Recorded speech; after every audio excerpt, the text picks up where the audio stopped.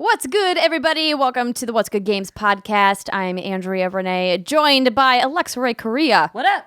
And Christine Steimer. Oh, hello there. So, ladies and gentlemen, if you are watching this video, you instantly see that Miss Brittany Brombacher is missing. Where is she, Andrea? She is at a Metallica concert. Rocking out. There we go. She's got the horns up. She's probably drinking some whiskey, having a grand old time. So she's not on the show this week, but don't worry. She'll be back, and shenanigans will ensue. So we might not talk about something Zelda related this week. Can we handle that, We ladies? might just Absolutely. have to let it go for this one week. We might just have to let it go. Just this once.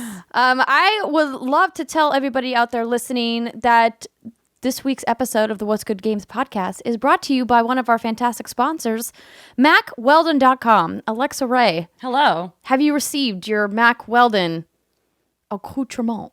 We did. My choice male human purchased some of their underwear and their socks. He does a lot of CrossFit and he's part of a soccer league out here, so he wore them to his game. Oh, And okay. he said it was like really breezy. Breezy. Not like bad breezy, but it helped with the airflow. Obviously, when you're out there running on the field, you get a little sweaty and things get It was jiggled well around. circulated. He said it had a nice cradle, and then the socks. After the socks, like when you run a lot. Well, are you a runner? No, but I used to play soccer a lot. So like when you do a lot of physical activity on your feet and your feet get sweaty and like the bottom of your socks gets that like damp skin. Yes. Yeah. Yes. So Are you talking about like sweaty balls right now? I'm talking about socks, specifically feet. Specifically, Like actual Feet now, socks. because I also Real get socks. super sweaty feet when I work out. I got confused. I thought there was a euphemism happening, and then I just called it out. I skated over the dick talk and went right to feet. But I also Probably for the best. I stole a pair of the socks too. I used to walk dogs until I took a dog to the knee, and Actually, no longer walks dogs. I no longer walk dogs. And the socks are like really comfortable, and when I took them off after, they didn't have that like damp sweatiness to it. That's like, awesome. They're supposed to be. I was reading the thing, and they're supposed to be like breathable and like comfortable and really nice, and they do work.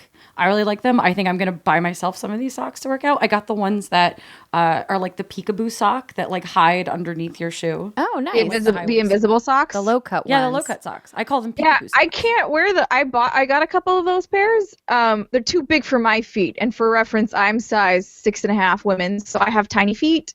You have So fairy feet. they're too big for me as a lady.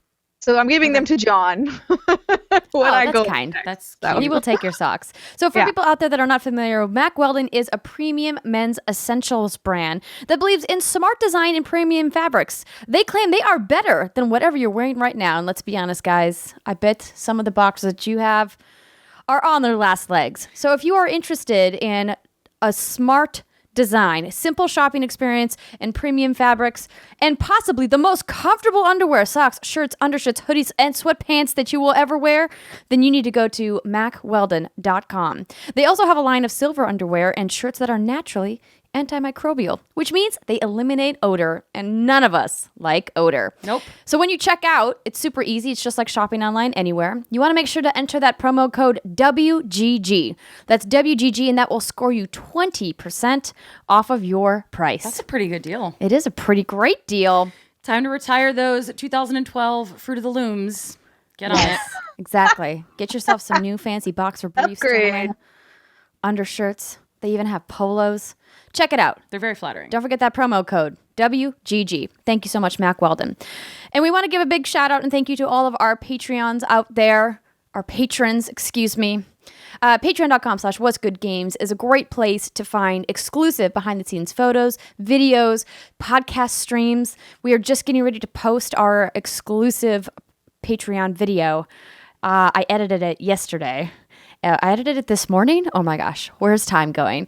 It's a funny little video, and then we have our secret segment coming up, which might be some of our best work yet. We are going to finally test out that private Patreon RSS feed just for you guys if you are part of the secret segment tier. Check out all of those details again at patreon.com/what'sgoodgames. All right, ladies, There is some news happening this week, and OMG, the first story is kind of a controversial one. Oh, yeah. So the internet got fired up this week, surprise, surprise, about microtransactions.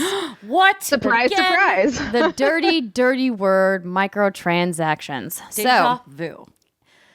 According to Game Informer, Middle-earth Shadow of War will have microtransactions. To help build up their army of orcs and followers, players will be able to purchase loot chests, experience boosts, and war chests through the game's online store. Loot chests contain armor and weapons with different rarities that make the player character Talion stronger, as well as experience boosts that help him level up faster. These boosts can also be purchased separately. War chests contain orc followers, which will boost your army, and also have different rarities. You can also purchase all 3 items in bundles using the in-game currencies of Mirian. Did I say that right, Alexa Ray? Yep. Mirian. You did. Proud of you. Thank you. Acquired by defeating enemies, destroying gear, and finding stashes of it throughout the game. And gold, another currency, acquired in small amounts during certain parts of the game, participating in community challenges, and purchasing it through your console or PC's online marketplace.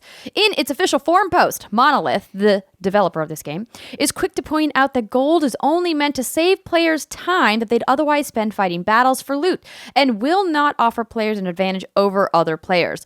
A player who invests enough time can progress the same amount and have access to time or the same content as a player who purchases gold. The post says gold is not required to progress or advance in the game at all. The post did not announce the prices for gold or any of the items it or Mirian can buy. So at face value, this doesn't sound so terrible, except I kind of am conflicted about this, not just specifically with Shadow of War, but with the idea of microtransactions in single-player games in general. So, Steimer, first, tell me your thoughts. The only part I find weird is that he's like, this won't give you any advantage over other players, but then it's saying that it boosts Talion's strength and, like, you'll get more followers. To me, that does seem like an advantage. So, I mean, maybe it's something you have to play, and you'll figure it out once you get into it. But just from these descriptions, I feel like that's contradictory. Like, is it making you stronger or not? Like, because you can't just try and say it's not pay to win, because you know that pay to win is a dirty word, and you're like trying to avoid it. Exactly. Right. So IGN reported about a ranked online mode in Shadow of War. So this is kind of where people have gotten up in arms about being able to buy your way into boosts and things of this nature, because there is a ranked PvP-ish type mode that's coming into Shadow of War. Alexa, can you explain to me what this mode is? Do you know about it? I knew that there was some sort of ranked online component. This is the one where you can take down each other's fortresses, right? You fight each other's fortresses? Yeah, so according to this post on IGN, Social Conquest is what it's technically called. That's a very weird way It will to task put it. players with choosing one of their captured nemesis fortresses, outfitting its defenses, appointing an orc overlord, and accompanying captains, then making it available for attack by online players. Right. So they say here it's not a far cry from Metal Gear Solid 5's forward operating bases, essentially. So this... If you're the kind of player, so I'm of two minds about this. If you're the kind of player like me who will probably, I don't know, who am I kidding? I'm totally going to play the online mode. But if you're the kind of player that only wants to play the single player and doesn't care about leaderboards, doesn't care about ranked matches, and just wants to progress through the game, I can see why maybe the microtransactions wouldn't bother you if you were the kind of person who was fine with buying them. Shadow of Mordor, as I recall, got really tough in some sections. And I remember having to go back and grind a little bit to get more runes and unlock more skills just so I could get through certain parts of the campaign. And I imagine Shadow of War will be similar. I find that the best part of that game is working to make yourself stronger and earning your followers the like natural, dirty way, The old-fashioned way. Work for it instead of paying the internet to make you more stronger. But this ranked mode, I really like the idea of the fortresses in the game, and I like the idea of being able to set up a fortress and then have other players be like, "Come at me, can you defeat me?" Especially if it's ranked, that's cool. But if you have one player that is a whale and wants to spend $200 on chests and runes and whatever, and then the person who doesn't want to do that and just goes in normally, it's an unfair advantage. Absolutely. So I can understand why people are mad. I think, and I spoke about this on Kind of Funny Games Daily too. The thing that really bothered me about this, and I'm super pumped for this game. Everything I've seen looks excellent. I loved the first one. Is that I'm concerned that there has been pad put into the game specifically to incentivize people to buy these chests. Now, I don't think that was a decision Monolith made. I would assume that's a decision Warner Brothers made and then said, hey, Monolith, we want to sell these extra things to make more money from this game. Can't fault them for wanting to make more money. But if it means that they've made things in the economy, in the way that you grind, extra slow, specifically to kind of push you to buy a chest, that's where it kind of rubs me the wrong way. I never even thought about that. And I think that's actually what I was going to say too, is that like traditionally you see these types of microtransactions, boosts, whatever, in free-to-play games, and it doesn't feel shitty there because it's a free-to-play game, right? Like you didn't pay $60 to then be milked further. And yeah, like essentially if you have microtransactions in your game that is skipping content, that usually means it's not going to feel super balanced to a player, right? Like because you're going to feel that grind and it's going to be painful, and then it serves you up a microtransaction to help alleviate said pain. Again, usually this is the case for multiplayer games, and stuff that's free to play, so it doesn't maybe come off as icky there, but this, I mean, it concerns me. It's not concerning to the point where I wouldn't buy the game or wouldn't play the game. I would probably just ignore the microtransactions and then also ignore the ranked mode. But I do think people have a right to be concerned. The idea of microtransactions in a single-player RPG-style game is something that's not new. So I want to make sure that people understand that we know that this has happened before and we've seen this before. I just don't really like it. I don't like the idea that you're paying full price, like $60 in the United States and more in some parts of the world for a game. And then they say, hey, on top of that, we're going to sell you these extra loot boxes so you can get the better gear. And I know that they're not locking it behind another paywall, but if they're going to make me grind like an extra 20, 30 hours to get content that I could pay for, I don't know how I feel about that. I'm with you. I like the idea of being in an RPG, coming across an area or an enemy that I'm not strong enough to fight and knowing, okay, I got to go grind my way at least a little bit somewhere else and explore something else, do some side quests, do some challenges, get some achievements or trophies and help myself, experience more of the world and get more powerful. And so, like I said, my concern is like, what does that pathway look like? How bad is that grind? Yeah. And I guess the only way we're really going to find that out is to wait for when the game finally launches and see just, how much of an advantage these, boxes or whatever that you're going to be buying are actually going to give you. Well, you were saying, and I'm calling out Warner Brothers and literally every other company that does this, there's the Mirian currency. Right. And then there's gold. Right. Can we stop with the double currency? At least there's only two. Trend needs to die. It is very confusing. I remember it being an Assassin's Creed Syndicate and being like super confused about what I could spend where and how I got stuff, and like it's pretty much in every Ubisoft game now. No more double currency. Please stop. It's there for a reason, and it's to keep the economy balanced, so it's not going away. I can barely keep track of one currency in real life. Can we? It's like, sorry, Alexa, you're going to have to deal with double currency. There were no microtransactions in Middle Earth. Come on. Come on. Well, yeah, no, I agree. It's confusing. But for me, I'm like, 2, as an MMO player, I'm like, 2 is nothing. I can handle 2. Like, MMOs, there's like, here's 15 different currencies. And you're like, holy shit. Yeah. What do I use? Where? I don't know. That's true. Will you be my game accountant? I will. Okay. Well, if you guys have feelings about this, don't forget to let us know. Leave us a comment on this video. Write to us at contact@whatsgoodgames.com. Tweet to us, whatsgood_games. We'd like to hear from you about this. Okay, so next story. So this is kind of an interesting one. Gearbox has revealed a new game titled Project 1v1. Now, we don't really know if this is the code name or if this is the final title of the game. It says it's a shooter that combines the action of a fast-paced 1v1 first-person combat with the meta game strategy of a collectible card game. It will see a closed technical test in the coming months, and the early look at the game will offer 3 modes: ranked, challenge, and arena. Signups are available at project1v1.com. So, let's unpack this a little bit. 1v1 first-person combat with the metagame strategy of a collectible card game. So it's a first-person card game. It's no, real. it's a first-person shooter that has a card game metagame.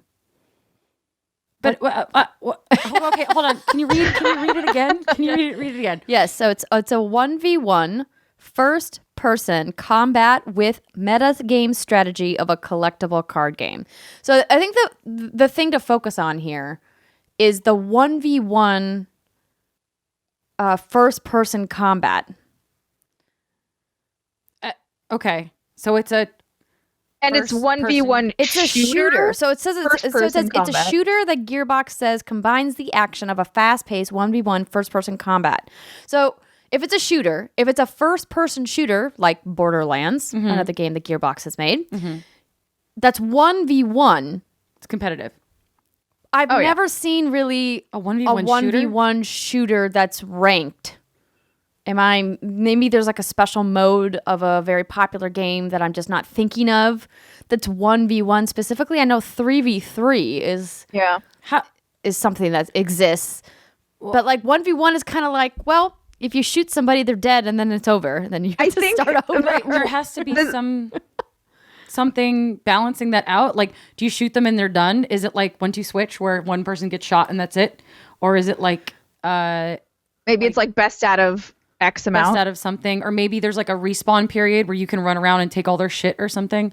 I'm confused. And then the meta game of a card game, right? So there's a collectible aspect that isn't really part of the game. So when I read this, the first thing I thought of was Paragon. So Paragon is a third-person shooter that has a metagame with a card, like a card strategy game. So they have a deck building system, and then the deck that you build gives your hero specific powers, and then there's like a gem system that works with the cards. So it does have like this larger metagame where you have to like research these affinities and how these affinities will make your character powerful in these specific ways, and yada yada yada. But that's not 1v1, that's 5v5, and it's third person, not first person. Not that the fact that the perspective really matters so much in this case. I think it's the fact that it's a shooter and it's 1v1 and that there's a card game. I think it's interesting. It's interesting. I want to see what kind of a head scratcher. Plays. But all I can think with the name is just some bro dude going 1v1 me bro. Like that's all I think of when I hear those names. And I'm sure that maybe that's what they were going for. I don't know, but there literally is a headline on Games Radar that says 1v1 me bro. Gearbox announces Project 1v1. Gearbox did such a good job with Borderlands, and Battleborn was such a huge, like the game itself was like such a huge disappointment to me because like Gearbox knows how to do shooters. So I'm interested to see why was it a disappointment for you? It was not fun. I liked the story. It was really weird. Yeah, it was very weird. Borderlands with people was not very fun. I didn't feel very, very balanced. Interesting. That's not the experience I had. Steimer, did you play any Battleborn? Oh, Battleborn. Sorry, I did not. So I have no idea. So she has no opinion. I miss Borderlands. I abstain from this conversation now. Yeah, no, I think the big question people are asking when this story was announced today is, cool story, bro. Where's Borderlands 3? Where the Borderlands at? Where more Borderlands? You know, not to say that Gearbox should only work on Borderlands. But they should only work on Borderlands because where is it? We're very excited about Borderlands 3. I'm asking nicely. I'm hoping maybe we'll get a teaser or something at PAX West. They usually have a big presence at PAX. They have a big panel. Mm-hmm. Maybe we'll get something. Or maybe we'll have to wait until Gamescom. We still have that on the horizon. Oh, shit. That's like next week? 2 weeks? Yeah. Yeah, it's close. Pretty close. They haven't made any announcements about, a presence there, but you never know. And I also I really truly don't know how far out that game is. When did they announce it? A while ago, like 2 years ago, they announced it. They announced that they were working on it, but they didn't. There's been no assets, right? There's not been a screenshot. There's not even been a title screen. There's not been a teaser trailer. There's been nothing. Radio silence from Gearbox about Borderlands 3. Yeah. Well, we just gotta find Randy Pitchford, corner him. Be like, we're gonna make you drink until you tell us. He doesn't drink. That won't work. Oh, geez. We'll have to hypnotize him. He's into magic. He'll fall for it.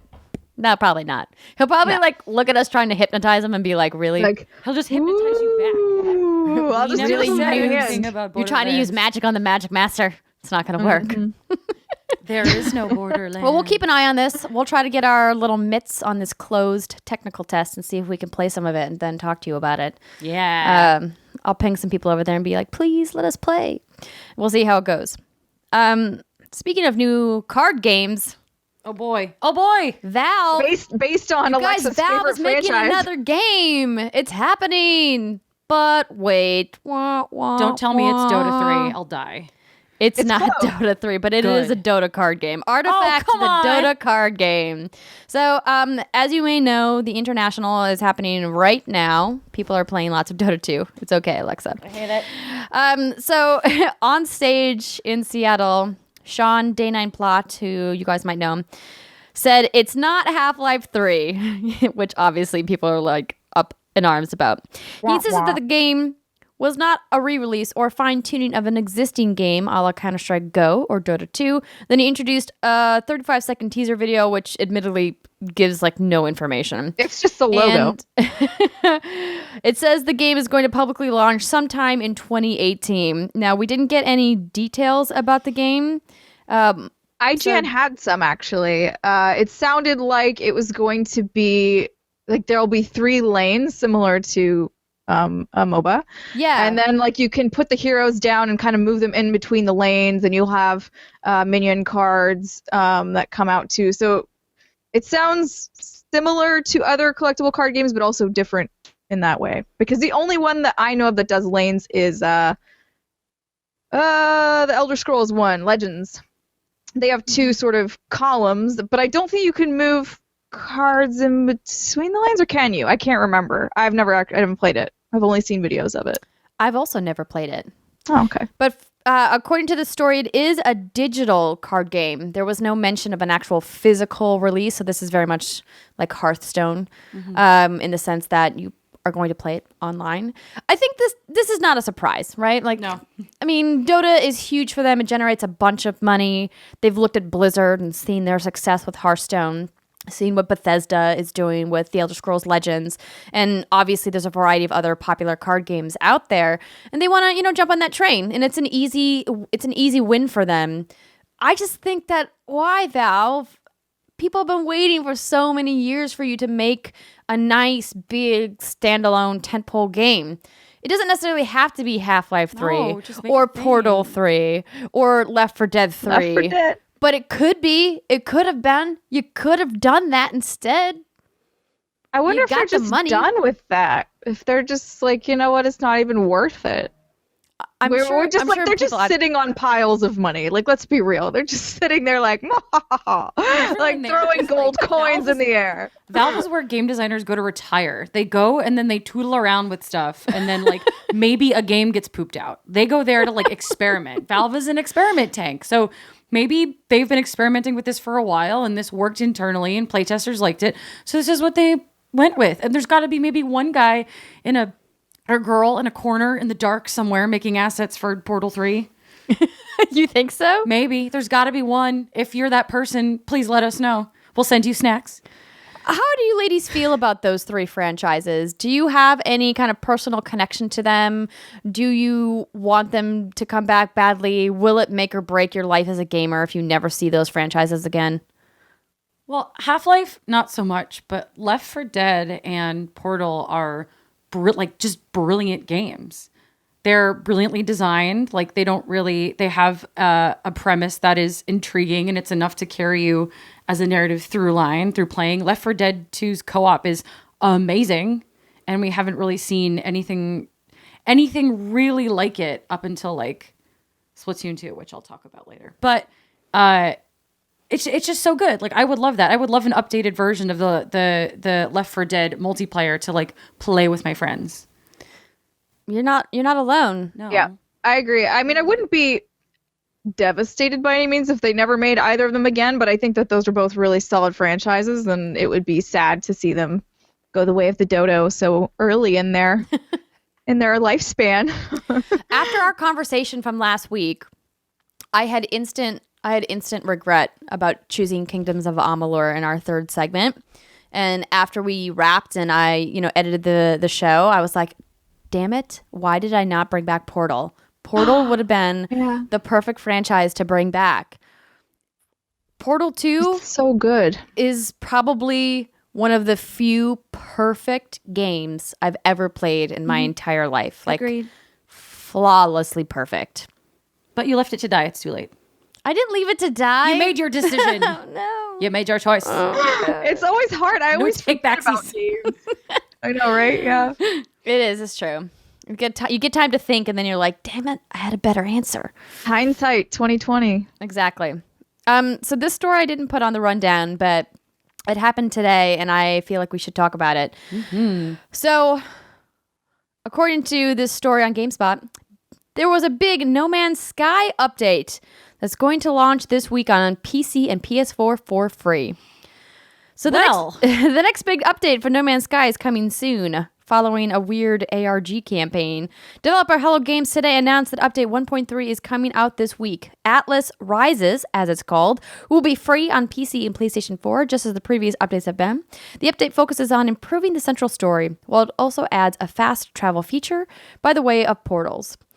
Sean Murray, the founder of Hello Games, said, "We've been quiet. We've been listening intently. We've spent that year working hard on free updates for this game as our team cares about so much." So in case you weren't aware, they're coming up on their 1-year anniversary of when No Man's Sky was released. He also released a letter, which I'm going to read real quick. Oh boy. He said, "We wanted to reach out and celebrate the devoted community that means so much to us. We launched Waking Titan to try to do that. You've traveled a great distance, both real and virtual, undertaken complex tasks, and explored the depths of simulation theory. New friendships have been forged and a tight-knit community has been created. Most importantly, a cute hamster has a new home." Wait, what? I don't know what that means. I don't know, but I like that that's what he says is most important. I know it's a joke, but... Where is this hamster? I want to see pics of this hamster. He also revealed that more than 250,000 people came together to play this ARG campaign, Waking Titan. Did I say Walking Titan before? I meant Waking. So this is interesting. No Man's Sky kind of had a rough go, to put it mildly. And now, it's interesting hearing from Sean, having him come forward and say they still have 250,000 people playing this game, caring about this game. Do you think that they're going to be able to bring people back to this game with this new content? No, they're shaking their heads. I don't know. I think that bridge was burned pretty hard. Yeah. Like for a lot of people. It's a little too late. The funny part to me was, and both Alexa and I made faces at this when it was like, it's added fast travel. And I'm like, wait, there wasn't fucking fast travel in this Nope. game. Like, oh God. Man. Talk about your basic 101 features. Yeah, I just think it's too little too late. I think when they launched with very little of what they promised and then remained silent for so long, I think that decision to not engage and then I guess to launch with not a lot of the stuff in it, I really think that turned a lot of people away. And I feel like, yeah, the people that are really good, really big, dedicated No Man's Sky players will probably love this and probably spend dozens and dozens of hours doing it. And if they enjoy it, good for them. But I feel like it's way too late for the people that have been burned to get unburned. Mm-hmm. The healing and even me, as somebody who I was never really that interested in No Man's Sky. I wasn't on the hype train at all. I just thought it looked like you walk around and look at stuff, and I wasn't really interested in doing that. I can look at stuff in other games and actually like do other things too, like date people. So you can't bang anybody in No Man's Sky. There's no husbandos. God. But all jokes aside, this to me, what you just read off, did not sound interesting enough for me to even want to try it. I was like, you improved your story mode. You had to fast travel. Do you want a cookie? I don't know. Like, are those? Like, I don't know. Are those the only things, or is there more? I didn't realize there was a story mode. Yeah, I think. Yeah, there's something about like you're supposed to get to the center of the universe and then like lick a lollipop and then eat it. Oh, is that what that big spooky triangle was? Is that like the lollipop? The lollipop. Yeah. I think the game is excellent for people who went into it wanting a relaxing, exploratory game where you can kind of do things at your own pace. But we don't really need to rehash all the things that went wrong with the launch of that game. But it's interesting to know that still so many hundreds of thousands of people still playing this game, still participating, still believing in Hello Games and Sean Murray and his team. Do you think that they'll be able to move beyond this blunder with No Man's Sky when they finally close the book and move on to their next project, their next game? Do you think they're going to be able to leave this behind, or do you think it's going to follow them forever? I think he's going to have a bit of Peter Molyneux syndrome following him around for a while. Sean Murray. Is that what we're calling it? That's what I'm calling it. Because, yeah, like when you overpromise and underdeliver, gamers are the one audience that will never let you forget. Like they're on you. Right. So the PR and marketing for whatever they do next better be on point. They better make sure that they do not say things they shouldn't say. Just underpromise. It's way better to underpromise and overdeliver. Just do that. They're going to have to do some kind of Xbox exclusive and be like, it was all Sony's fault. Now we're with Phil Spencer and we're going to do you right. Yeah. Everything's better now. They have to be like the Verizon guy who turned his back and is now the Sprint guy. And it's like, remember when I used to be the Verizon guy? No more. I'm now the Sprint guy. Suck it, Verizon. Exactly. Yeah. Do that. Yeah. Then maybe they can make a comeback. Or they can make like a Switch exclusive and just like burn the hell out of everyone. Be like, forget it. We're now on the Switch. Yeah, but there's not even 5 million Switches out there. We're one of the 4 games on the Switch. Woo! Everybody go buy it. Woo! It wouldn't actually be a bad idea for them. Yeah. Okay.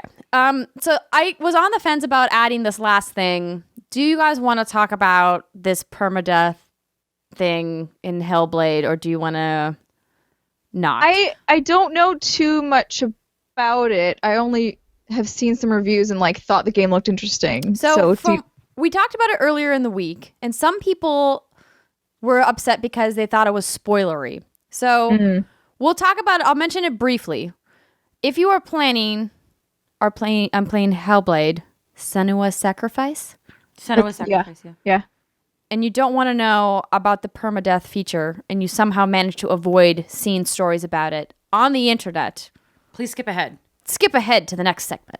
Skip ahead, because I think this is really fascinating, because I play a lot of games that have like permadeath as like a play option, but it's not just there. It's not a thing that exists in the campaign that you can't get out of. Like Fire Emblem, the new Fire Emblem games, I brought it up, have the option to play without permadeath, so the modern version, and then there's a classic permadeath mode that makes it harder. But I've never heard of a more recent game that made this like a thing immediately. And so do you want to explain to Steimer what it is? Or do you want me to explain it? I would like you to explain it, because I'm vaguely aware. But so for people that are interested to know, Ninja Theory is the developer of this game. So good. They talked about how in the game there is an option for you to die permanently. So permadeath, to be clear, means you are killed enough times that you die forever, meaning your save is wiped. You have to start the game from the beginning, not from a checkpoint, not from an earlier scene, all the way from the beginning of the game, permanently dead. That's what that means, just for clarification. So in the game, you play this girl, Senua, and you get this rot in your arm. And if you die, the rot starts creeping up your arm. And if you die too many times, it eventually will get to your head, and then you'll die forever. So you have options to die. You just have a set number of resets. It's what it sounded like to me, and I started reading some comments, I think it was an IGN article, people who were saying that there's a difference, too, between being downed and it counting as a death. Like, she can be downed, I think, and then you can get up if you, I don't know, push a button multiple times or something. I'm not entirely sure, I haven't played it, but... So, yeah, I mean, I haven't played it specifically, but it says each time you die, Senua looks at her arm and you get a close-up of the tendrils getting stronger as they reach towards your head. Okay. So it's a fantasy adventure game about her character battles with a mental illness as well as this hellish underworld. So the idea of this rot plays into the kind of mind games that are being played with the character and played into the dark theme of the game, and it kind of all ties together. And the reason people got up in arms about this is not because it exists, even though some people are mad that it exists and are just mad at the idea of permadeath in games in general. But they're mad because Ninja Theory bluffed about it. So some people put this to the test, and they found out that's not actually true. You'd never actually die forever, that the permadeath is not real. Okay. That you can keep dying and dying and dying, and then it'll get to your head, but it will never actually delete your save. So what do? Like quickly turn the console off and then fudge it that way? No, so PCGamesN.com is a website. They published a video where they are attempting to trigger the permadeath. They killed Senua 50 times and the game never forced a restart. So what's going on?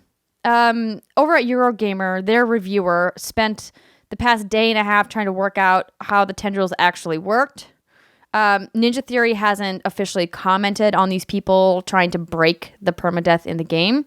So here's what they found out. According to Johnny, their reviewer, he said, every combat I got into, I purposely died at least 3 times in order to see if the rot would advance. If the rot advanced, I would keep dying until it stopped advancing. Here's how it progressed. First, the rot reached halfway up. After the first boss just past the elbow. After the second boss, whole arm to the shoulder. I kept dying and experimenting, and I couldn't get the rot to advance farther. Interesting. But he was still able to play and continue using checkpoints. Correct. So he said, when I got to the final sequence, she wouldn't die. She just kept getting back up. So she wouldn't die. I was trying to kill her. She just wouldn't die. Is this not real? Or is it... I don't know. It's an interesting idea that you would try to talk about having permadeath in your game and then not making it something that actually happens. Yeah. Like, why would you do that? It's to scare you. It's a mind game because the game is all about mind games. Yeah, no, and that's what people were saying. You know, it goes to the aesthetics. But the thing that I kind of was confused about is why would you talk about it then? Why would you even mention that permadeath is in the game? Because someone's gonna suss this out. This is the era of people sleuthing their way through the internet, right, and figuring stuff out in an instant, right? So clearly, people have made these videos already saying, "Hey, we're gonna show you how the permadeath works," and then they're like, wait a minute, the permadeath doesn't work. Hey, Ninja Theory, what's that all about? Maybe somebody accidentally, like when engineer forgot to like hit the final thing to make it a real feature. Uh-oh. Now they're like, oh crap, patch it back in. Let's go. I mean, I don't know. Again, I haven't played it. I haven't even seen these articles that you can't permadie because I was under the impression you could. Maybe you still can. Maybe they just didn't die good enough. Yeah, maybe they just need to like, get better at dying. I mean, like, come on. But I mean, if you died 50 times, fine. That's a lot. That's a lot of times. So, what the heck? Yeah. Anyway. Heck. What the heck? Oh, heck. How do you guys feel about permadeath in general? I don't usually like it. You do or don't? Do not. Do not. I don't want to waste my time. There's a time and a place for permadeath. I will typically go for the permadeath option when I have like played the game already. I'm talking about Fire Emblem again specifically, but I've played the game already and I'm like, okay, I'm going to try it with permadeath. It's not something that I immediately go to right away. I feel like permadeath is just kind of kind of evil, especially when you put that much time into something, if you don't know that the permadeath is there. Right. And if you have, like, for example, if it's something like Dark Souls where you have really horrible bosses and then you have permadeath, like that doesn't encourage players to keep trying to come back. So Right. it's all permadeath and how whether or not permadeath is like a good thing or a fine thing, I think is totally dependent on how the rest of the game is balanced. So yeah. Agreed. Yeah, I thought it sounded interesting. Again, like my usual knee-jerk reaction is hell no to permadeath, but I thought it was an interesting concept just based on the entire lore of this game. I thought it actually could have, would work well with it. But if it doesn't work, I don't know. Oh well. Well, now you know. All right, I think that's going to wrap up our news for the week. We're going to take a very short break, and then we're going to come back and talk about some stuff that we played. Don't go anywhere, everybody. We will be right back.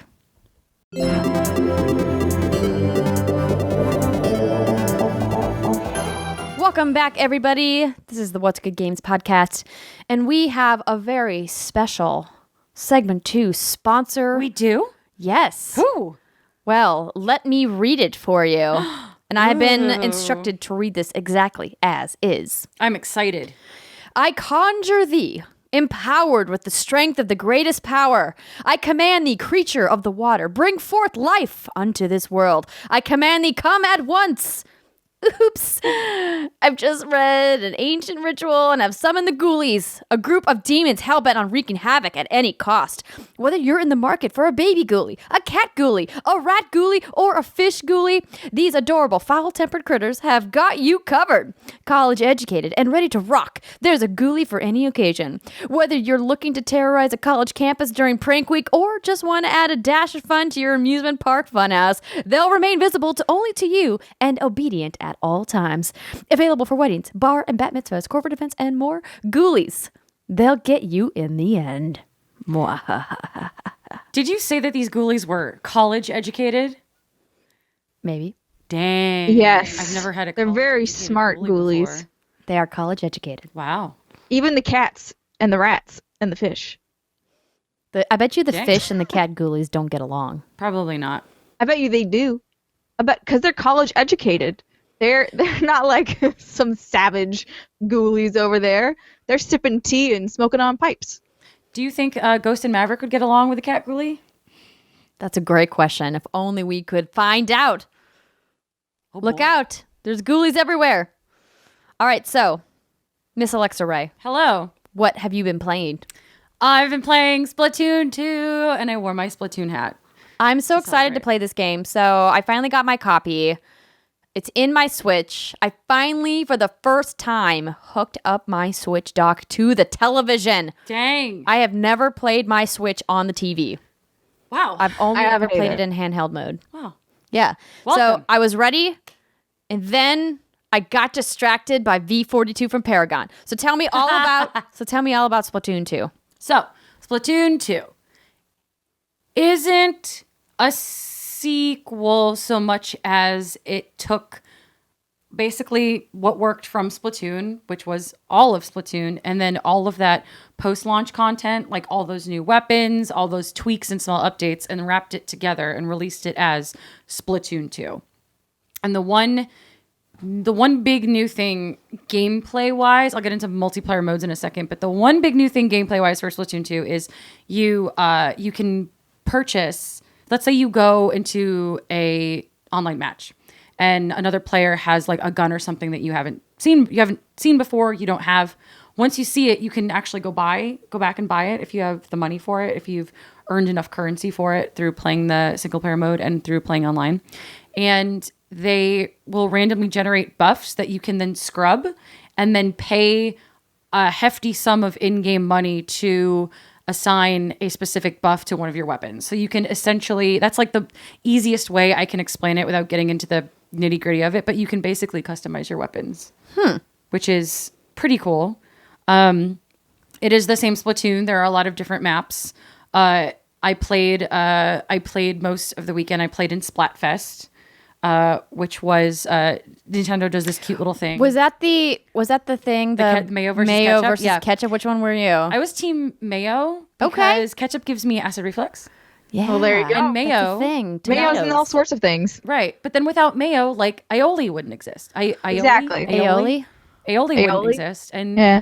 I feel like mayo would be the underdog. And in Japan, they put mayo on everything, and I've had like mayo Spicy on pizza mayo. and like tuna rolls. Yeah, so I went with team mayo. Oh yeah.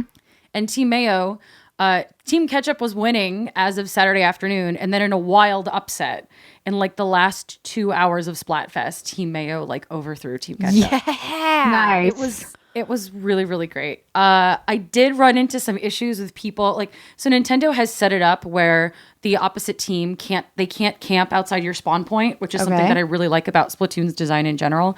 But we had people camping over the ledge and under the spawn point. So I would like leap out of my spawn point and be like, I'm ready to go. And then there'd be a person waiting there to just shoot me out of the air. And I have really slow reflexes. So Spawn this didn't work out campers, very well. you dirty spawn campers. I love it. It's everything that worked about Splatoon 2 with a little bit more. It looks way better on the Switch than it did on the Wii U. Like, Not shocking. the design is just amazing. The lobby for the online modes is like a rave, and they have these two new squid characters that are really cute. One is like this super hot DJ lady, and then like this cute little girl, and they're like dancing on this platform, and everyone else is standing all around you, and you can read their little Miiverse messages. It's just, I like looking at it. I like just hanging out in the lobby and looking at it. There was an issue last week, however, where all of the art in the lobby was like furry art. And there was like this big Twitter upset about the furry art.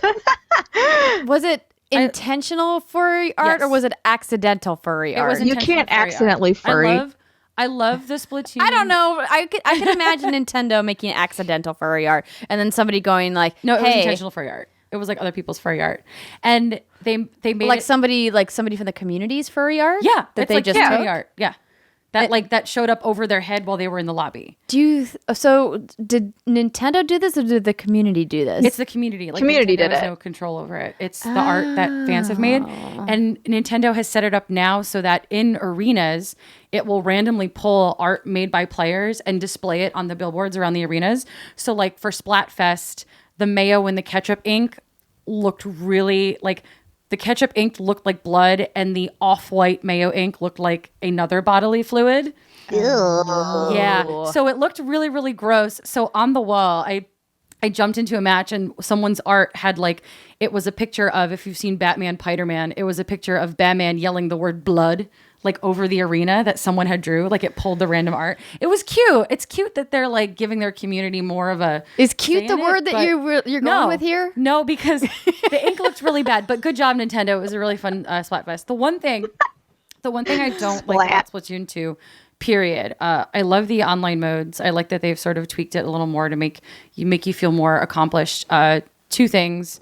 Still no working chat. I did not buy the chat headset or get the chat app because I was reading some online instructions on how to get the chat app to work, and it has to be open on your phone and the screen has to be on. If you lock your phone, it'll like shut off your chat. Yeah, you have to turn your phone, like the sleep mode settings, off. It just needs to be open the whole time. And if you get a text message, it kicks you, right? It kicks you. And I haven't tested it yet. I've been reading up on it. I think maybe I'm going to grab it and give it a go. I love and I hate, I love the setup of Salmon Run. I love it. I think it's one of the better online cooperative multiplayer modes I've played in recent years, which is basically a horde mode. Okay. And the arena constantly changes, like the water level will rise, or like a different enemy will get thrown at you, or like a horde will be bigger or smaller. And I really like it. However, the Salmon Run is not open all the time. You can only do a salmon run in specific windows of time to be determined by Nintendo that are not regular. You have to open the game and check to see when the next like 5 time slots are. It's inconsistent, which sucks because I love Salmon Run, and after playing it for like 2 days with people, and then I go back to play it again, and it's like Salmon Run's not open, and it's like, this is the best part of the game. Why is it not constantly available? And I get that Nintendo wants to sort of shepherd players to the same playtime, so there's a high volume of people trying to be matched up. during that time. But I think by pigeonholing its best online mode into one specific time, I think they're kind of shooting themselves in the foot a little bit. Do you think they're doing that because they're worried about server load? Yes, I do.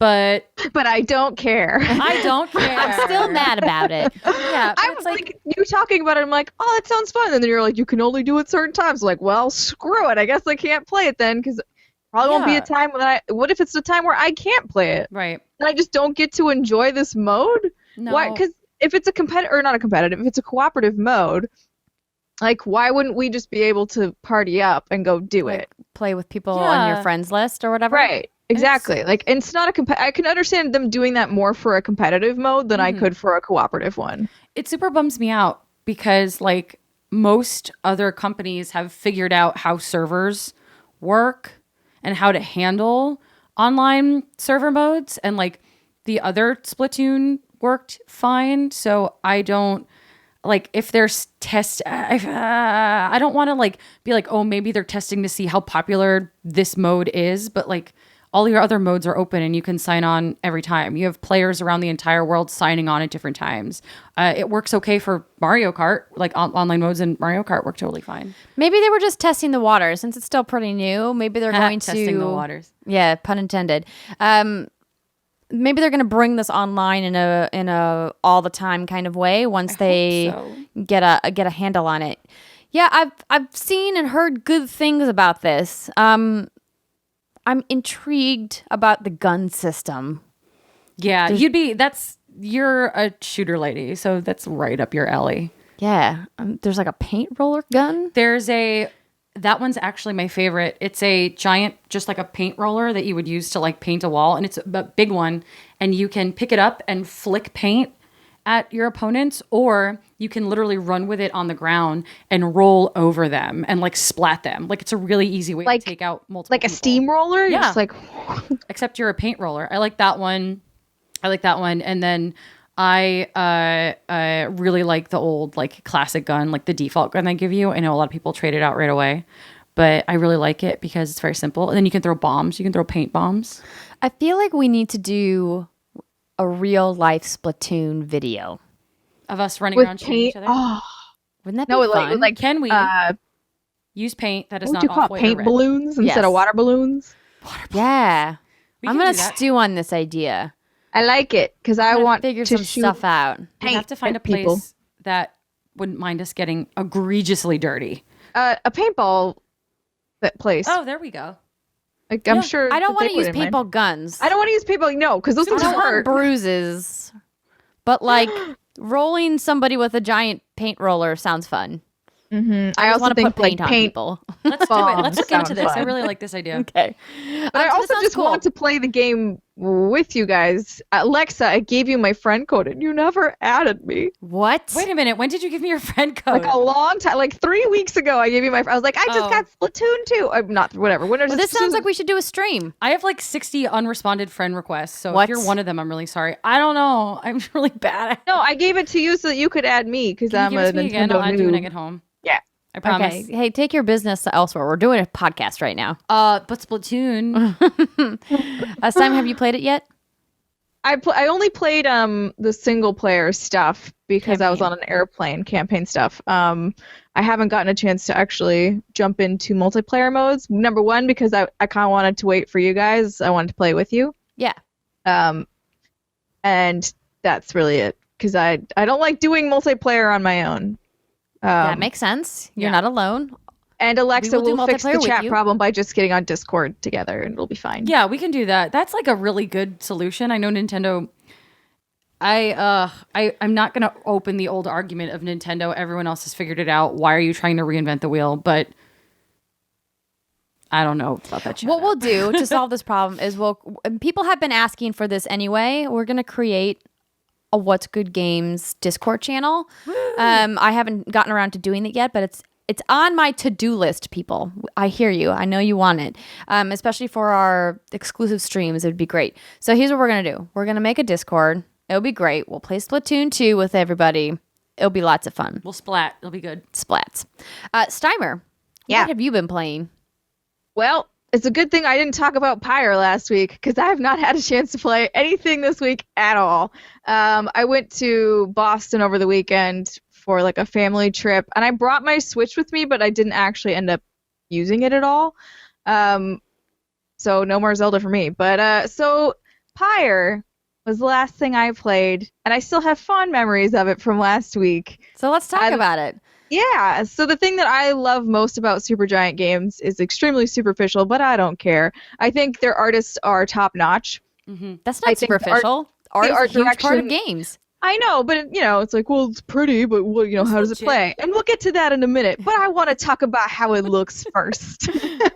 Because I just think they do color so well. Oh, yeah. So many games are muted tones and sort of drab to look at, and I really appreciate that SuperGiant has fun with color, and they're like, you know what, there's some lime green and some red right next to each other, and somehow it looks great. Like, they are masters of their craft, and I appreciate them. It is a beautiful looking game, absolutely. Yeah, I just want to look at it all the time. And then obviously the game itself is very fun. So you've played it too, right? Yes. Andrea? Okay, cool. Because you're better at like explaining. Would you gameplay like me to explain it? I'm gonna pass the ball to you, just like you do in Pyre. Okay. Spiritually dunk on people. So the basic explanation, I'm just gonna read from their website, and then I'll tell you about the world. It's a party-based RPG in which you lead a band of exiles to freedom through an ancient competition spread across a vast and mystical purgatory. So you wake up, and you are what's known as a reader. In this fictional world, literacy is banned. It's outlawed. You're not allowed to read. You would not survive there. I would hate this world. I would be real reading. sad. You're picked up by this trio of characters who are also exiles, and they kind of save you from death. You like need water, you need food, you're out in the middle of this wasteland, and they save you. And that's kind of where the story begins. And they have this strange mystical book in their wagon, and they're like, hey, you have some markings on you. So we have to assume it's some kind of like brand or tattoo or something. They're like, we know that those markings mean that you're a reader. So fess up. Read this book for us. So read this book. And so you do, and you find out that reading this book opens this kind of gateway to these things called the rites. The rites are these 3v3 combat scenarios that you must pass in order to eventually win back your freedom, to return from exile and no longer be banished. And these other exiles are like, hey, we want in on this action. We're going to fight these rights with you. We're all going to, ride the freedom train together. So the gameplay is very interesting. So there's no PvP component, but I think this would be a really fun game if they incorporated that at some point. You have 3 different heroes.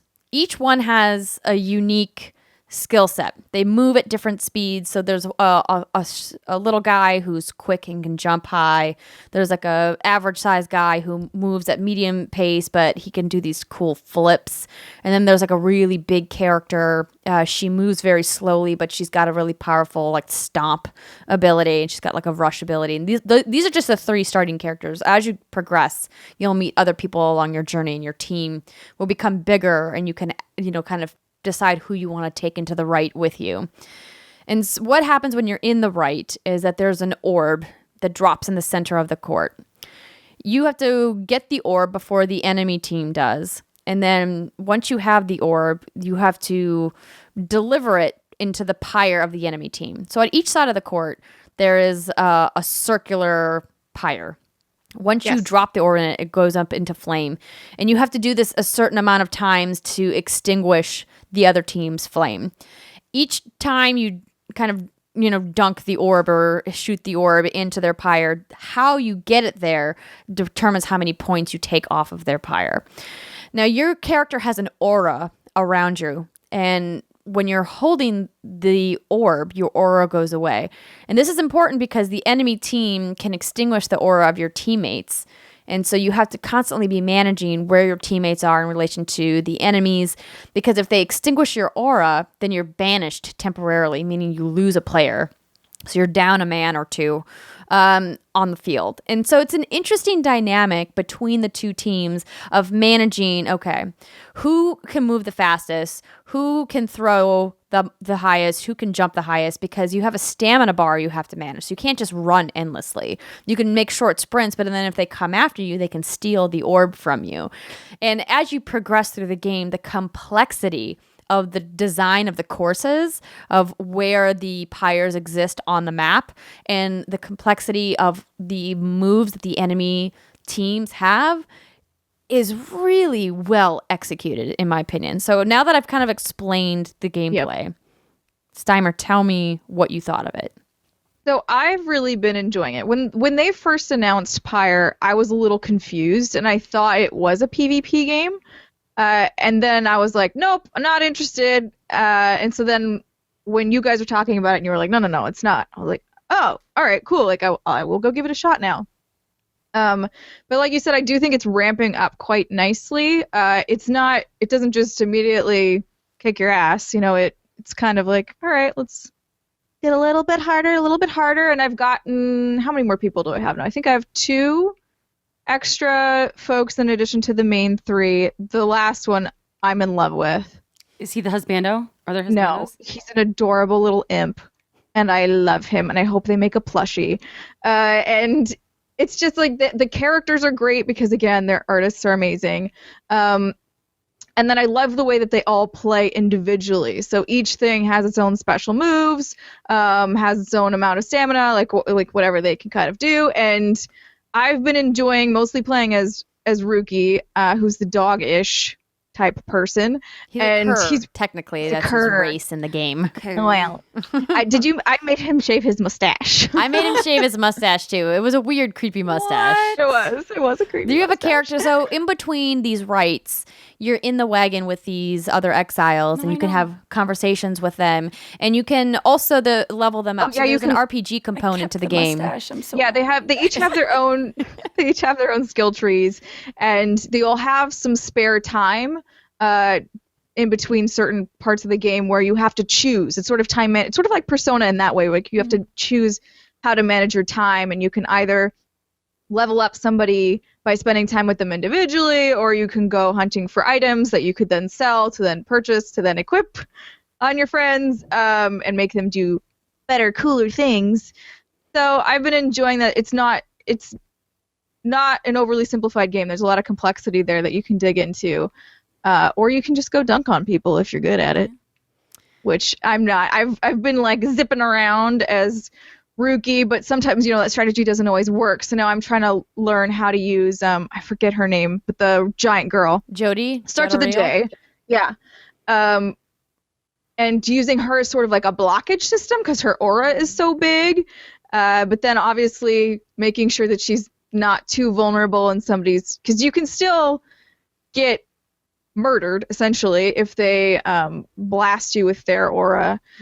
So there's a lot of strategy in it. I'm not super great at it yet, but I'm enjoying learning. And I'm like, oh, you know, you have a bit of anxiety under each match, but a good kind of anxiety. And it's just, there's a lot of excitement there. And then you win and you're like, screw you, AI, who's not a real person. So yeah, I agree with you. I actually do think this would be fun to play against other people with. It's in addition to the rights and the gameplay and the really kind of, you know, complex nature of the way that the rights play out, these characters are all super unique. Yeah.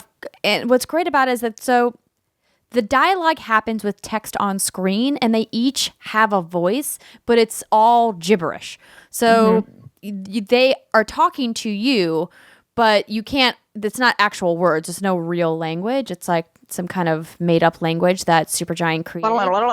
Yeah, it sounds like. It's really interesting, just like how unique each voice is for each different character. Not just the characters that you play with, but the NPCs that you come across in the world have a really unique way of talking as well.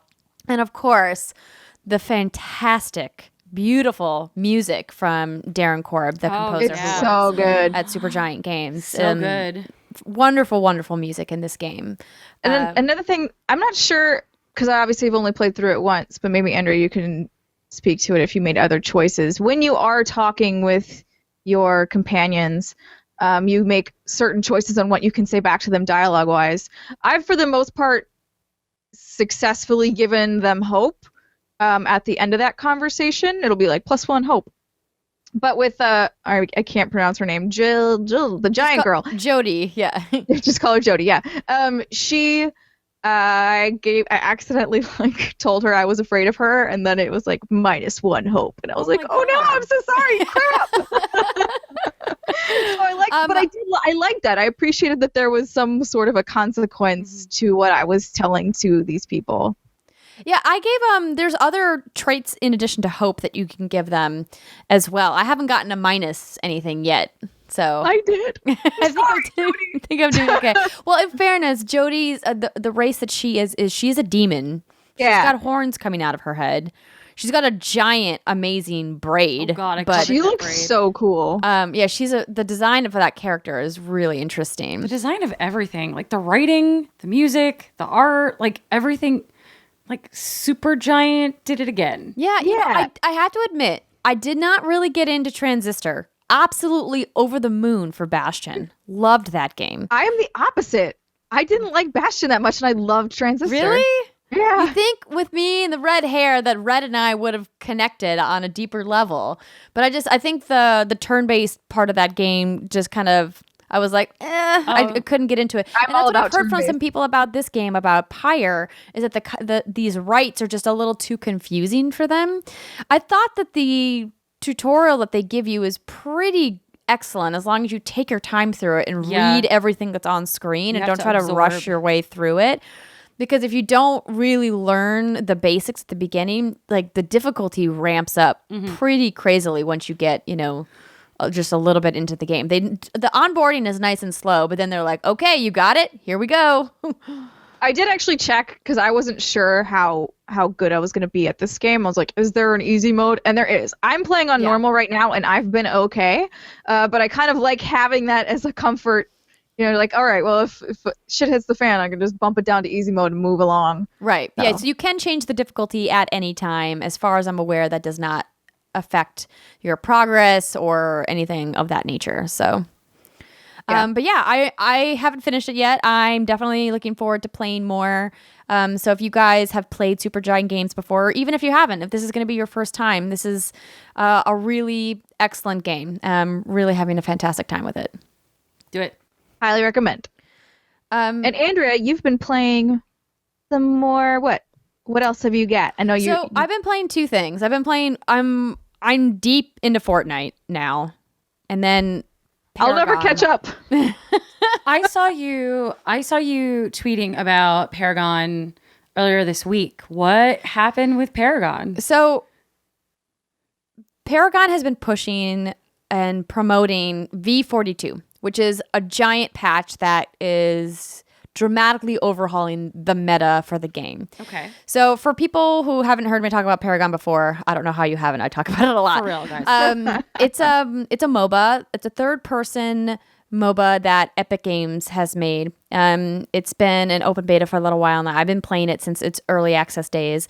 And this was a huge change because they were essentially blowing up the card system that powers your hero from before and replacing it with a brand new card system. Ooh. So what this means for someone like me who's a legacy player that has over 400 hours into the game, it means that I have to start over, which on one hand, I admit, I got upset about.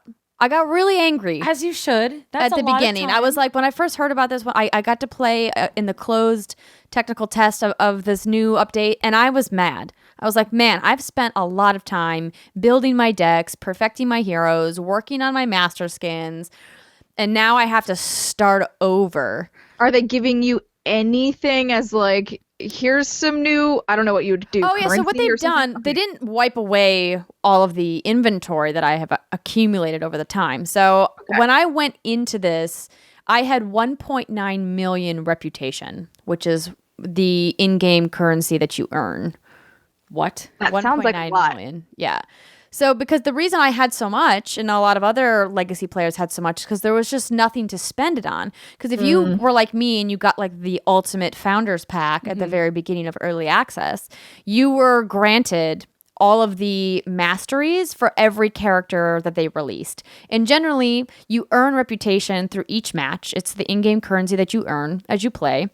And then you can spend that reputation on deck slots, or you can spend it on buying masteries. And buying the mastery for a hero allows you to unlock chests, and inside the chests are additional rewards. You can get gold in the chest, you can get XP boost, you can get more reputation boosts, you can get card packs, you can get all kinds of stuff in the chests. So you want the mastery for that reason. I wanted it because I just wanted the master skin that you get by the time you level up your character all the way, because they're really cool. And so players like me were like, hey, we have all this stuff and we have nowhere to spend it. You need to help us out. And so they're like, okay, we're going to give you a place. So now they've changed the mastery system. So a character that I've maxed out, I have 4 master skins. So let's take Sparrow, for example. She's a carry. She's a cool archer carry. And they now will allow me to buy another level to essentially prestige her and do the mastery again so I can earn rewards again, which is great. That part of it is excellent because they need to incentivize people who are playing their game the most to keep getting rewards. Because if I keep playing and I'm not getting anything out of it, eventually I'm going to walk away from it because I'm not progressing. Progression is a huge thing in MOBAs. You have to keep the people coming back. There's a reason why people who love MOBAs put thousands of hours into MOBAs. But the way that Paragon was structured before, it wasn't really set up for that. So I'm really glad that they did that because it makes me now able to earn more chests, earn more loot, and now they've added a mastery crown so I can show my mastery of a character with whatever skin that I have, because I have a lot of skins for Sparrow because she's one of my favorite characters to play with, but I only had the master skin to show that I'd mastered her, but now I have a cool crown that I can wear. So they all have like their own individual crowns. So no, the crowns are actually designed to reflect the level of mastery you are. So they will change over time. So they start out as like these kind of like little like nub things, and then they eventually like will grow into like a bigger badass crown. Okay. The higher your mastery level is. Which is kind of a neat idea.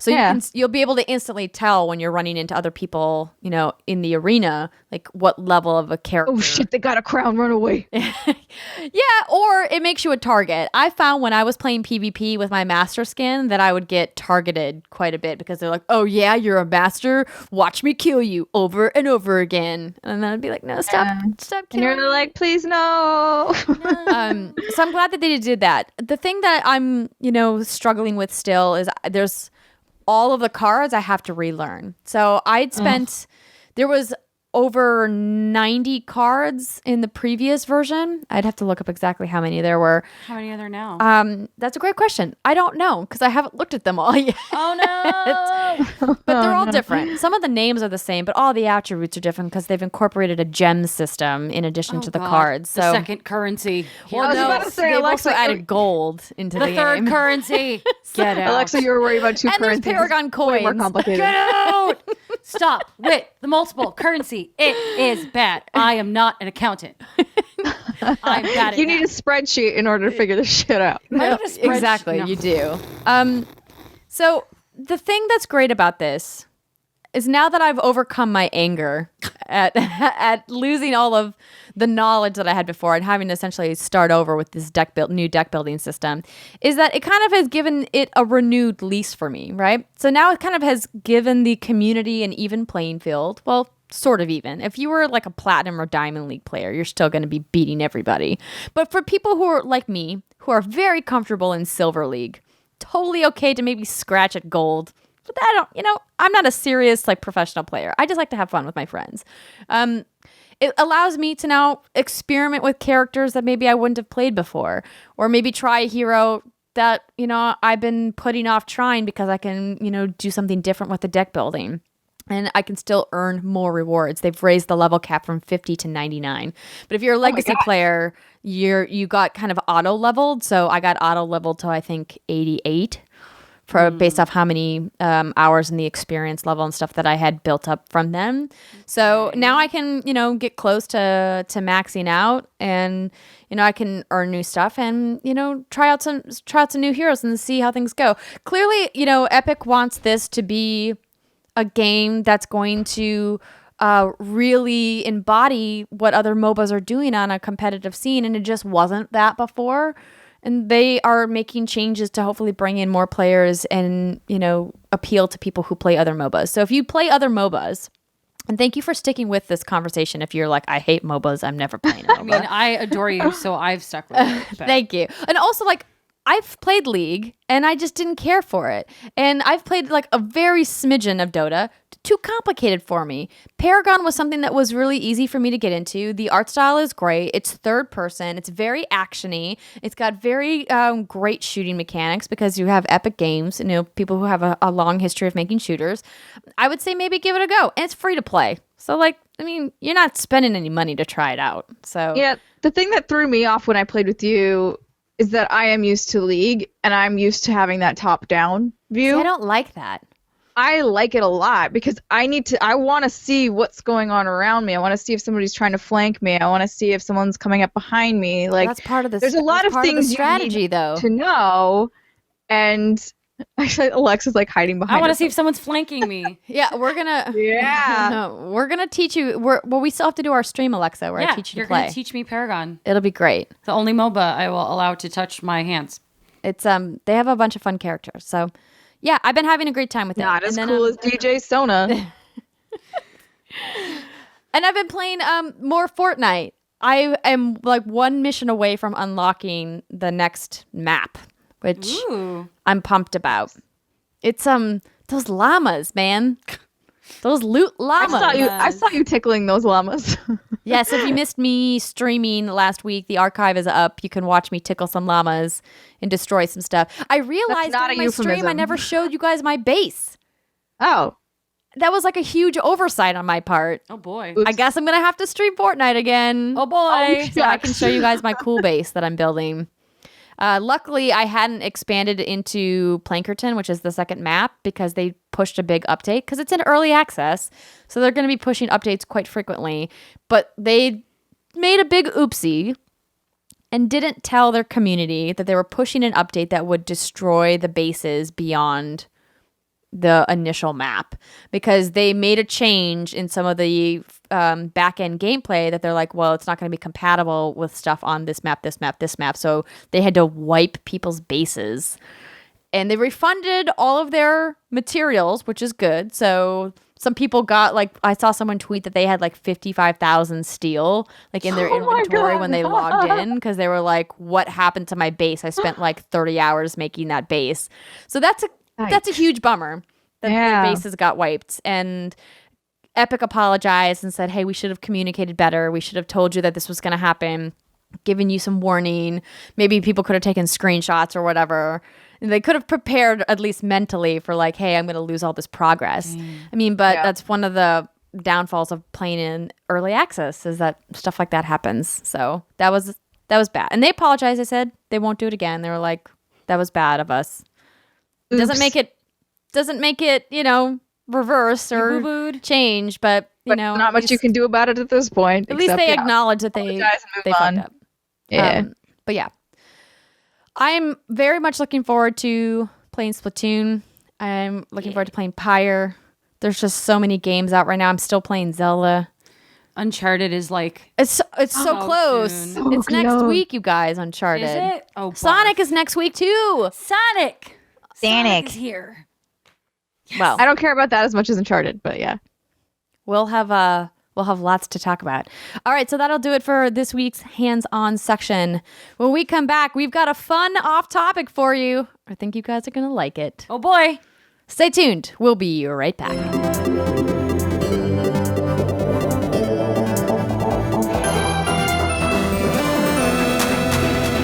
right, welcome back, everybody.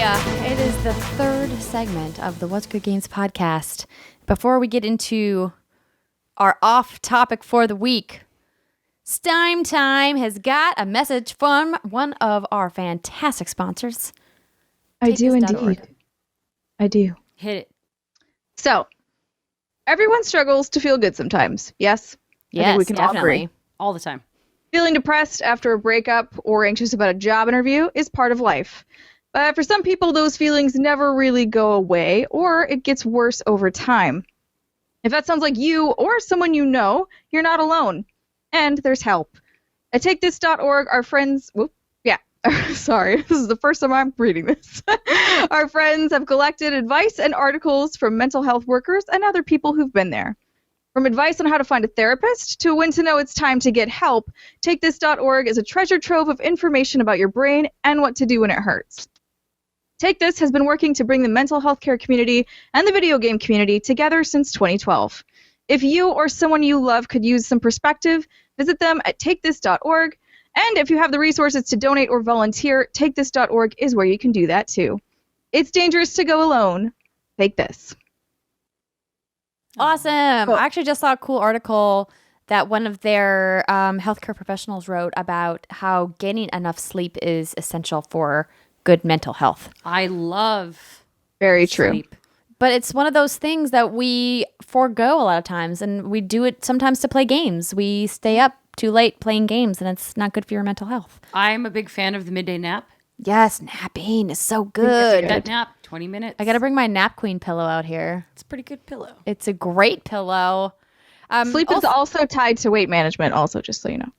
Getting sleep is good for a variety of reasons. Yes. Get sleep, everybody.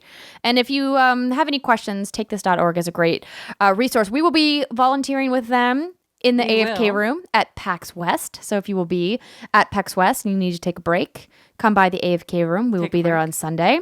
And we'll be doing a little special something with them during our panel on Saturday, 5 p.m. Don't forget, mark your calendars. So now, All right. ladies, Question time. I saw someone tweeting about a topic that I thought would be an interesting discussion for us to have. All right, hit us. So, we're all big fans of television. We've watched TV throughout our lives. Yep. Indeed. But sometimes you forget about shows. Is that the one we're doing? Or we're doing the other one? We can do now whatever we want. We've committed to the first one now, so we can do both. Dang it. I'm sorry. I We're gonna screwed roll it up, with you it. No, guys. it's okay. We did it. Totally fine. It's okay, I screwed something up earlier. There's TV shows that we all have loved that have fallen by the wayside, that have just been completely forgotten to time. But they deserve another chance to be remembered. And tonight on the What's Good Games podcast, we're going to talk about a TV show that meant something to us that you have definitely forgotten about, that you are going to remember and go, God damn, that was good television. Or at least you think it was good television. 'Cause It was sometimes good you go television back at and the you're time, like, okay? well. Who wants to go first? Stein time. Well, I thought it was good, and then they brought it back to Netflix, and I realized maybe it wasn't as good as I remembered it.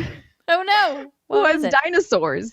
Oh, I loved that show. So good. Was it? I'm sure that there are some episodes that are still good. It was just like overall, I was like, wow, I really remembered this very highly, and I think it's fine, probably, but I mean, the baby and the song, I'm the baby, gotta love me. Gotta love me. Big purple eyes, I'm very cuddly. Yeah. Watch me hit my daddy with the frying pan. I had that cassette tape with all the songs on it, and there was the song about like the guys like pulling down trees, and then The way that show ended was really dark. yeah, that was really upsetting. So if you don't remember, essentially they all die because the asteroids hit the Earth. And then the dinosaurs go extinct. Yes, but I mean, I do think overall the animatronics on it and everything on it were amazing. Yep. I don't know. I started watching a little bit of it, and I wasn't as enchanted by it, I guess, the second time around. I didn't realize it was on Netflix, and now I know what I'm doing tonight when I go home. I don't know if You it's don't still watch there. dinosaurs? Yes, I am. I hope that it is. Otherwise, I'm gonna feel real bad. But it was there for a while. That was a good show. I appreciate it. Yeah, it was very good for the time. It's very good. I'm realizing the show I want to talk about, I have the box set on one of these shelves back here. I'm trying to see if it's within reach. I don't know if it is. What does it look like? It's got a black case. There's 5 volumes. That's helpful. I see it. Oh, okay. Oh, I see it. It's on the far left there. The suspense is killing me. I'm not in the room. The shelf, yeah, right there on the left. Yep, that's it. That's it. Holy shit! Okay. This is some old school stuff. I can't read it. La Femme Nikita? La Femme Nikita, and not that CW garbage. Sorry, Maggie Q. This is the original series that was on USA. So I lived off this show. This is like a super, and you can tell it's like it's worn. I've watched this thing so many times, and this is like a really old DVD set. Going through this now is crazy. So I don't know what it was. This is still my favorite TV show of all time. So for people not familiar with the La Femme Nikita premise, there's been a movie, there's been 2 TV series now. She essentially is a woman that is framed for a murder. She's kind of like I don't want to call her like a homeless vagrant, but But she's a homeless vagrant. That's kind of how they've portrayed her in the opening. And she gets framed for a murder, and then in order to get out of the murder, they're like, you must now become this super spy. We're going to train you. And then they always hold it over her that, hey, you know, we'll send you to jail forever unless you always are a super spy for us. Why would you be like, yo, homeless person, I'm going to pick you and you're going to become a super spy or go to jail? Find out in the series why. Okay. Because I'm glad it has an answer. Because there's a whole backstory to her and why they pick her and who her parents are, and it's always the parents. Always the parents. And it's great, and it's from the 90s, and there was just something about Nikita's character that I just grabbed onto as like a young preteen. So one of Nikita's things in the series is that she collects sunglasses, like a variety of sunglasses. And I have a cardboard box still to this day in one of these closets in this house full of all of these weird colored sunglasses that I kept on a string like she keeps in her apartment. Because when she graduates from like spy school or whatever, she gets her own apartment. And she like decks it out because she was living on the streets and now she has got a fancy place. I mean, granted, she had to go through some really grueling training to get it, and she has to like kill people and whatnot. But small person. This show I just loved because she just was such a badass in this show, and it was such a great thing for me as like a young female to see this really powerful female character on screen. And some shitty stuff happens to her throughout the series, but man, the ongoing sexual tension between her and her trainer, Michael. Ooh. It's always the trainer. She has a husbando? Yeah, she has a husbando. No. But I mean, they can't like be together, right? Because but that just makes it all the more hotter. Well, I know, right? That's what makes it great. Forbidden love. And looking at him now, I mean, he's a handsome guy, but he's not like the hunkiest of TV That doesn't always matter if you got a good personality. That's a thing. I do like this like pigtail, the braided pigtail look. His eyes are very small. I love it. Just noticing. There was a song in the first love scene that they have in the series. There was a Depeche Mode song. No. Oh, wait, somebody else is banging. That's awesome. There's a Depeche Mode song that plays, and I like remember making a mixtape around this Depeche Mode Oh my god! Because I was just like, oh, Nikita and Michael finally got together. You know, Depeche Mode. I'm a teenager and I have all these really confusing feelings about sex and love, and I don't know what I want, but I want that. And then I was like, no, I don't really want that. They had a really terrible relationship. That's always how it goes, right? You idolize these relationships, and then you look back and you're like, those were awful. They were really toxic. Totally. But I just really loved this show. So Peta Wilson, by the way, is the actress that plays Nikita, and she also was in A League of Extraordinary Gentlemen, the movie, which I loved. I know a lot of people did not like that movie. Once you hear me talk more about movies throughout this show, you'll understand that I like some pretty terrible popcorn movies. But ooh, that's our next topic. But I do like it, and Roy Dupuis is the guy who plays Michael. But yeah, this show was great. Small eyes. It went away, which an interesting story about this series is that they ended it. And the fan outcry was so intense for them to bring it back for one more season that there was like a giant long hiatus. And nobody thought it was going to happen. But then USA was like, okay, one more go.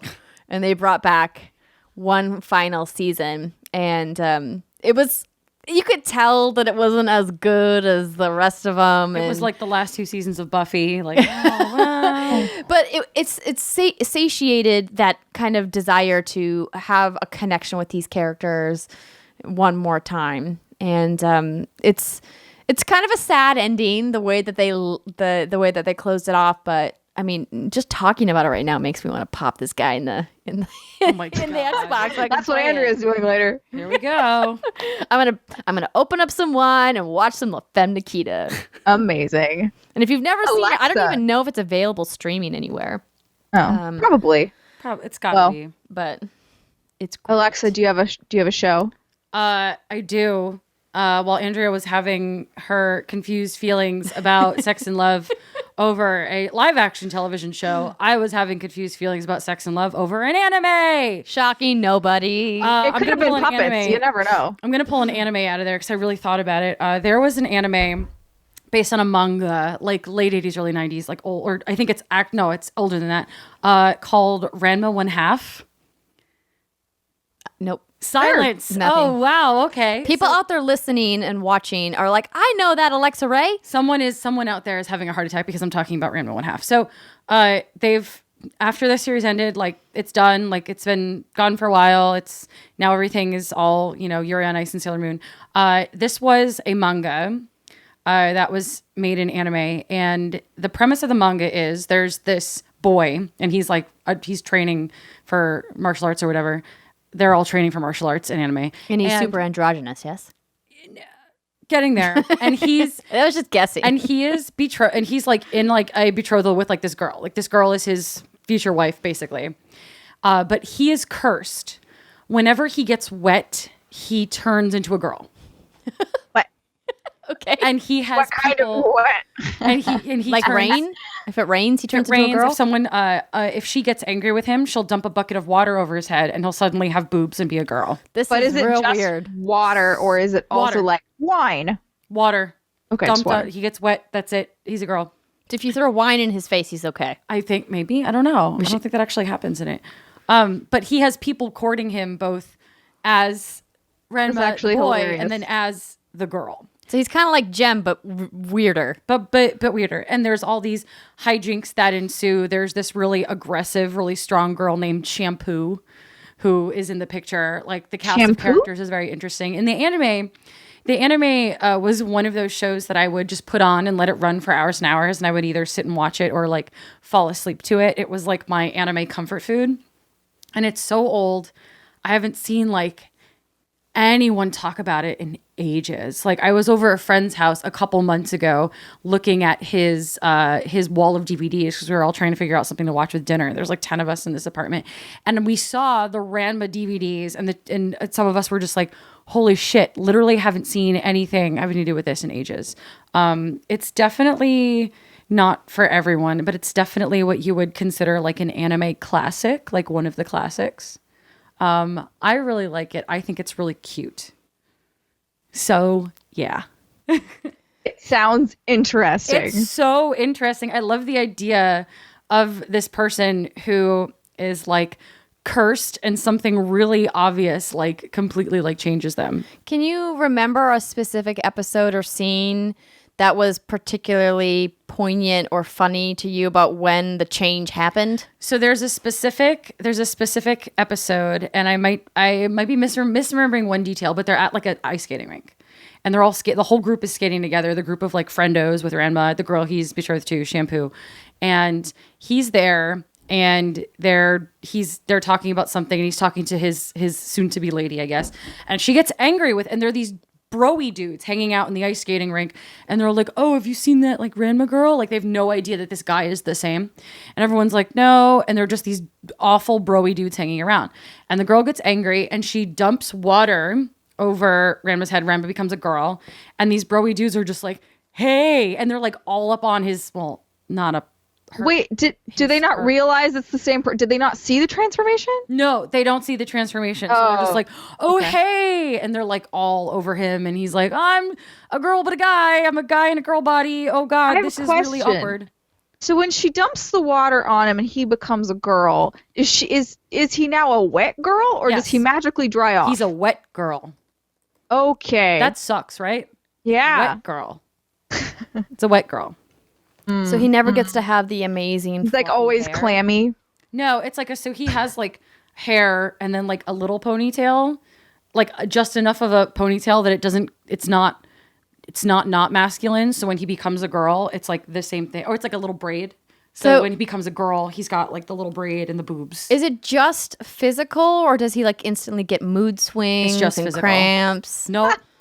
Does he have a period? What if he stayed a woman for a long time? Would he ovulate? You know what?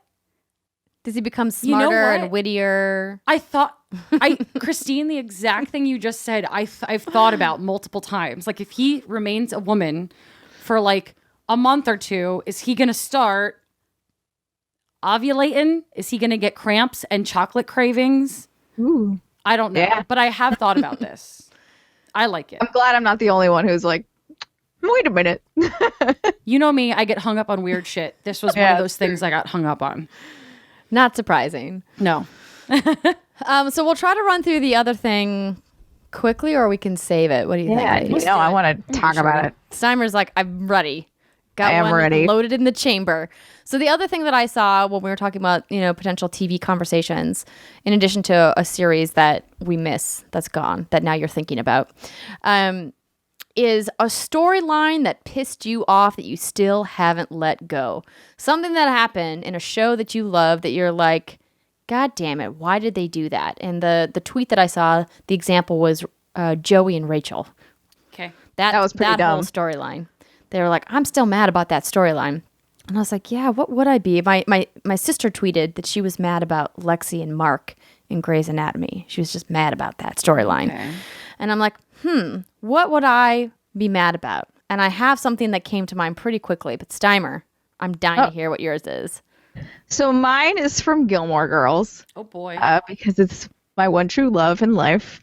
And it's the storyline. So I don't know, have you got either of you watched Gilmore Girls at all? Never seen an episode. So Gilmore Girls, if you have no idea, is about essentially a teenage mother. So a girl gets pregnant at 16. She then raises her daughter. So Lorelai is the once pregnant teen. She's now 30-ish, 31, 32. Her daughter is now 16. And it kind of picks up from there. And like she's been estranged from her parents who are super rich. They have like a whole crappy dynamic going, but it's interesting and entertaining, and they're all witty, and they all talk 10,000 miles an hour. And then in the town that they live in, which is very tiny, it's called Stars Hollow. So the one pairing that you were always waiting for is Lorelai, the mother, and Luke, who's like the grumpy diner owner. And they finally get together, and then the writers threw in this stupid thing with like he magically has a daughter from a different relationship. God, like I'm trying to think of how old she is in the show. I think she's like 12 or 14 or something. She's also a young teen. But at this point, the daughter is older. Lorelai's daughter is in college, so they're not the same age. Just to clarify, and the way that they have him handle it is so crappy, and it eventually breaks the two of them up. So, like, they got them together just to tear them apart with this stupid kid, and the kid's kind of annoying anyway.